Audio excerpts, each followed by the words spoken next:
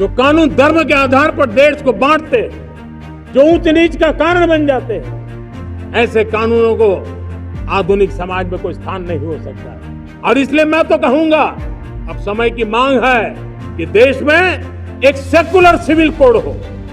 स्वतंत्रता दिवस के मौके पर लाल किले की प्राचीर से प्रधानमंत्री नरेंद्र मोदी ने सेक्युलर सिविल कोड का जिक्र किया। इस दौरान प्रधानमंत्री मोदी ने कहा कि हमें कम्युनल नहीं, सेक्युलर सिविल कोड चाहिए। सेक्युलर सिविल कोड मौजूदा समय की मांग है। प्रधानमंत्री ने जोर देते हुए कहा कि देश का कोई भी कानून धर्म के आधार पर नहीं होना चाहिए।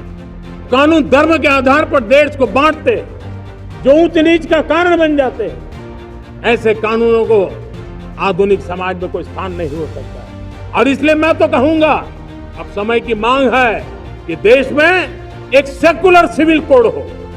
हमने कम्युनल सिविल कोड में 75 साल बिताए हैं। अब हमें सेक्युलर सिविल कोड की तरफ जाना होगा और तब जाकर के देश में धर्म के आधार पर जो भेदभाव हो रहे हैं, सामान्य नागरिक को जो दूरी महसूस होती है, उससे हमें मुक्ति मिलेगी।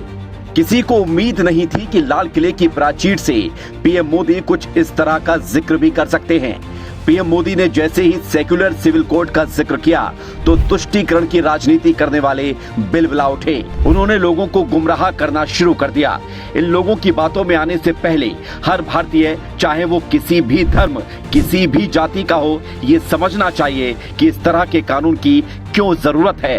भारत में धर्म के आधार पर अलग अलग कानून हैं। इन अलग अलग कानूनों के कारण सामाजिक ढांचा बिगड़ा हुआ है। इसी कारण से देश में लंबे समय से एक ऐसे कानून की मांग हो रही है जो सभी के लिए समान रूप से हो।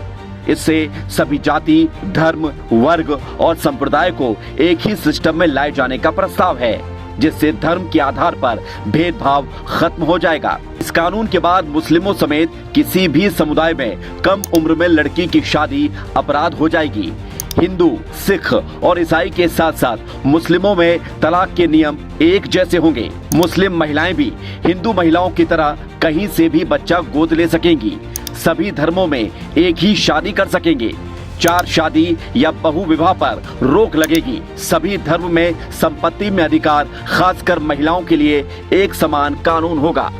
इस कानून से न सिर्फ महिलाएं सशक्त बनेंगी, बल्कि अल्पसंख्यकों समेत कमजोर वर्गों को भी सुरक्षा मिलेगी। एक देश, एक कानून से सशक्त होंगे भारतीय, सशक्त होगा भारत।